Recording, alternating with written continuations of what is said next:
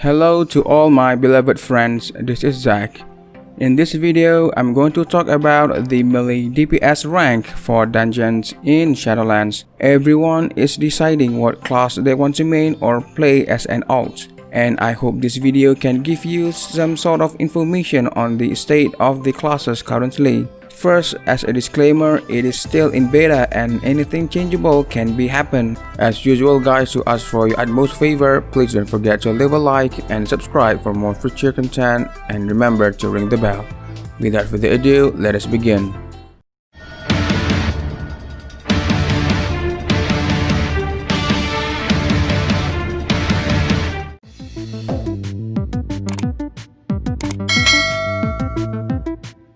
One of the most important parts of ranking this DPS are their damage, which can easily change at any time even with updates after the game's released.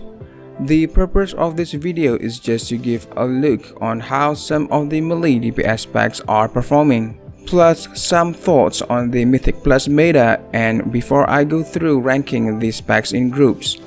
First, let's talk about what makes melee DPS strong. First of all, of course, it has a very good damage. No class is going to be brought to keys if their damage isn't strong. Their damage also has to be versatile in terms of doing good single target damage when needed, and good AoE damage on large packs of mobs as well.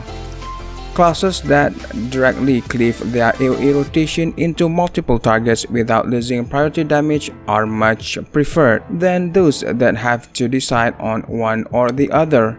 Specialized in certain utility is another major factor when you think about melee DPS. You always expect them to have a short cooldown interrupt, a single target or AoE stun, some of defensive abilities, and so on. Specialized utility is something that few or no other classes bring outside of the normal toolkit. It is important to note we may not even know what specialized utility is most important yet. The way we are playing right now might not be the way the game is played later, and things like paladin blessing of protection or assassination rogue slows may be vital at some points in the future. This also applies to the entire meta. If people are only bringing 1 or 0 melee, then you are going to see a lot less melee DPS seems viable, even though they are doing reasonable damage. Likewise, if comps of 2 or even 3 are preferred, then a lot of the melee DPS are going to be strong. I want to make a note on unpopular specs as well. Just because you are playing a spec that may be rated poorly or not in meta, doesn't mean you need to just delete your character or reroll to other class. Even if you might not see a spec at the highest level of keys, it will still be viable in high keys. These are keys way above the average, so you will still have an opportunity to shine in any spec. There are people that only invite meta specs or whatever, but some players just enjoy the game with teammates who are having fun. So first we have Death Knights. DK brings pretty unique stuff like grip and anti-magic zone. I would say their utility ends up falling below most of the other melee specs right now. Although they are not very mobile, but they are a tanky plate class with a bunch of self-healing capability. I'm gonna put Unholy Death Knights in the upper group. Unholy specialty right now is heavy AoE burst damage on a shorter cooldown. Their damage gets stronger the bigger the pool is, increasing its overall AoE damage as well as its priority damage. Unholy has definitely been taken down a bit from BFA due to the smaller pools and with target capping, so its strength got reduced just a bit. Despite that, they still offer among the highest burst damage in AoE of any melee.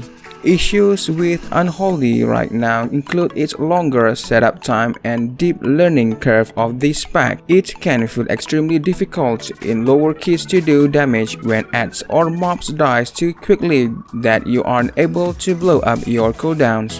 Frost on the other hand, we are putting a bit lower in the moderate group. Although it is weaker, it is much simpler spec to play than Unholy with a very straightforward rotation. Frost has extremely strong burst AoE potential around Breath of 𝗠𝗿𝗃 and Frostworm Fury, but weaker sustained damage and falls off pretty quick with no cooldowns. This is especially noticeable in single target. At least Unholy has Army of the Dead to provide additional single target damage during Bloodlust. Next is Havoc Demon Hunter, which we are going to put together with Unholy in the upper group. Havoc shares a similar niche to Frost and having strong on-demand burst damage. However, with slightly better sustain and single target damage, they also bring Chaos Brand, which buff up magic damage of party members. It is looking very likely that we are gonna see a party group with at least one caster DPS alongside a healer like a druid or a priest that also benefits from the added damage as well. Havoc is one of the melee DPS classes that have an out-combat CC, meaning to say that you can walk right straight up by something and not being put in combat. Even though their defensive capabilities have gotten nerfed a bit via Blur and Blade Dance, they can still help to stand and control mobs with taunts because of their strong mobility. It might be possible Havoc is a strong spec in Mythic Plus keys. However, I think this will rely on being paired with other strong magic damage casters since their own damage isn't stand out enough. Next we have Feral Druid, which I'm going to put in lower group of melee DPS spec. It is unfortunate because Feral has great utility with one of the best melee kits like Cyclone, Hibernate, Soothe, Invisibility, Battle Rash, and Stampeding Roar. The problem is just their damage profile is pretty weak as compared to most other specs. They scale poorly on multiple targets and don't deliver impressive single target damage either. I think Feral damage is allocated more into Bleeds, which will be significantly stronger. However, right now it just doesn't seem like it's going to happen. Survival is the only hunter melee DPS spec going to have to go down in the lower group. Survival's damage profile is just really poor and not well suited for Mythic Plus or Raid. In a pack of enemy, you often run into a scenario when you need to choose between dealing single target damage with Mongoose Bite or trying to reset the cooldown of your bombs with Carve or forgot the spell name which deals virtually no damage. So anytime you are trying to AoE, you have no priority damage, and then if you want to do priority damage, you have no AoE. There have been many suggestions to improve survivals in dungeons performance, but unfortunately Blizzard isn't doing any more major class reworks or big rotational changes. If they gave some strength to Carve or added some sort of cleave interaction with Mongoose Bite, it will close the gap a little bit and feel a lot less bad in dungeons. Another option is making the talent's guerrilla tactics as baseline, considering the Wildfire Bomb legendary is looking the standout choice for survival right now. This will allow for some more interesting AoE choices and synergies to be developed in the rotation. Survival does bring strong utility with a real lust, soothe, purge, and much more lenient use of their pets compared to other hunter specs. Windwalker's damage has been fluctuating a lot on beta, but has generally been pretty good, and I'm going to place it in the moderate group. Their damage profile is great for dungeons with strong single target and cleave that scales well up to a moderate number of targets. Their biggest problem is their lack of utility, only bringing Ring of Peace. A class like Windwalker will only be brought up if their damage is really high, or at least if they can be paired with a lot of other high physical damage dealers. It is possible that Windwalker can make a strong turn up in Shadowlands. Fortifying Brew is now baseline, so they have another great defensive option. Alongside Touch of Karma and Diffuse or Dampen, Windwalkers will be strong around high physical damage comps like Rogue and Hunter. Windwalker has potential for very high damage output. Next is Retribution Paladin, which I'm going to be placed in the lower group. Retribution Paladin's damage profile just isn't great for dungeons and often has to choose between AoE and single target damage. The target cap on Divine Storm hurt their burst AoE, which was their main DPS output. And now both their cleave and area of effects is a lot less powerful than it used to be. Although the GCD changes was helped depending on your talent setup, you still might have these awkward openers, with lots of GCDs required before you can actually push offensive buttons. If you are running talents like Inquisition or Seraphim, Paladin does have some unique utility with potential of healing, and the traditional cooldowns like Blessing Protection, Sacrifice, and Freedom. Their off-healing costs holy power, so healing eats into their damage big time, and they actually lost Blessing of Wisdom from BFA as well.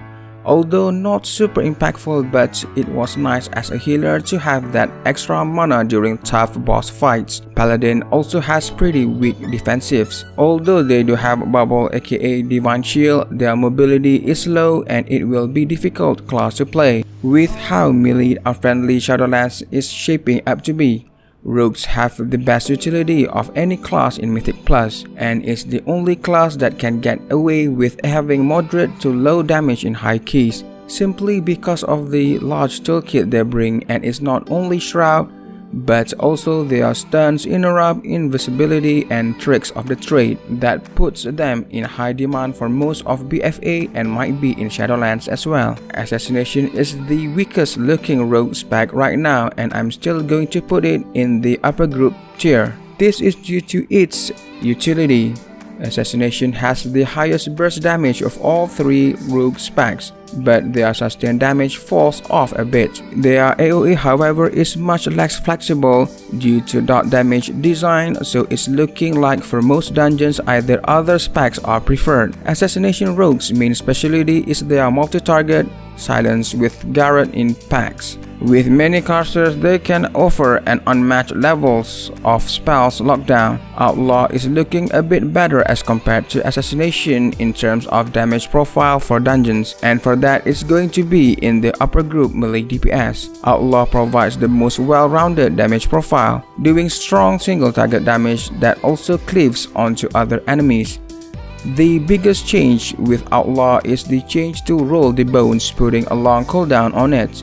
Outlaw is a great spec to play as a beginner, but experienced players might get bored with the same easy rotation kind of thing. Subtlety is the standout rogue spec on the beta right now, and it is also going in upper group. Sub-Rogue not only offers for that great rogue utility, but also doing very high damage, although the spec damage profile doesn't make it quite strong in AoE. It has the best priority damage and single target damage even if it isn't topping the meters. Enhancement Shamans, however, is going in the lower group tier. Enhancement on the beta has been a weak class overall, with not nearly enough changes to make it viable. Its utility is pretty average among melee specs, although it does bring a real lust alongside a little bit of off-healing and a purge. The biggest problem with Enhancement is that it doesn't have a special role. There is no unique quality that makes Enhancement better than other roles. In certain situations, giving Shamans something like their old grounding reflex from Warlord will be awesome to see, because even if Shaman is topping the meters right now, it will be hard to justify bringing it over the utility of some other specs. Last, we have Warriors. Warriors are in a pretty interesting spot because they actually aren't that powerful in terms of damage profiles. As compared to other specs, their utility doesn't look super strong until you get to their legendaries like Moss. Spell Reflect could be one of the most impactful legendaries in Shadowlands, although its average damage isn't that much higher than any other DPS legendary. Its defensive capabilities to provide 20% against magic for 10 seconds every 25 seconds can make it essential. Well, for Arms Warriors, I'm going to put in the lower group here. Arms' main strength is Execute, which unfortunately doesn't have nearly the same potential in Mythic Plus dungeons as it does in Raid. Right now, Arms is doing some of the lowest damage of any DPS specs, and probably will be in lower group tier if it wasn't for Mass Spell Reflect. Arms wasn't a popular spec in BFA, and with little changes to its slow rotation, I don't think it will see much play in Shadowlands either. Fury Warriors hasn't been changed so much, but with its more consistent and higher overall damage, it lands a spot in the moderate group. Fury is a much faster paced pack than Arms and better suited for dungeons. To be honest, right now, Fury is doing more damage so far as compared to Arms Warrior. Not much data has been collected for the said spec, but we will see more to come in more revision of beta soon. As a conclusion, that is all for the melee specs ranked in groups of upper, moderate, and lower for Shadowlands. This is a really big list or analysis, so if you made until finish for this video, I would like to say utmost gratitude with thanks. As usual folks, to end my story is just my personal overview which may be right or wrong. If you have any ideas, concerns, opinions, anything to add up, feel free to drop under the comments box down below to discuss. Appreciate for your full support. Thank you everyone for watching, and see you again in the next video. Take care, stay safe, and have a wonderful day.